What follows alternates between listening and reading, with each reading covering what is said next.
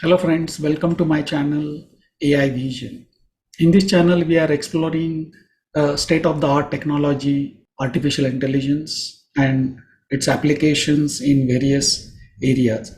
Though this technology sounds very lucrative, it needs a lot of background in various subjects. So we are going to start a new lecture series called Digital Signal Processing, where we are going to explore various transforms such as Fourier transform, Laplace transform, Z transform, discrete Fourier transform, short time Fourier transform, and their applications in audio processing, image processing, video processing.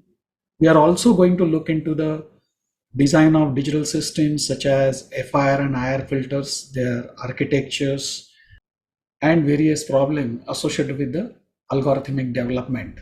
At the end of lecture series, we'll see the applications of digital signal processing, focusing on image processing, computer vision, which will form the foundation course for artificial intelligence.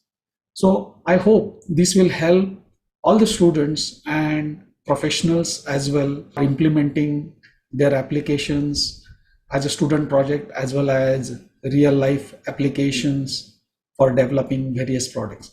Thank you very much.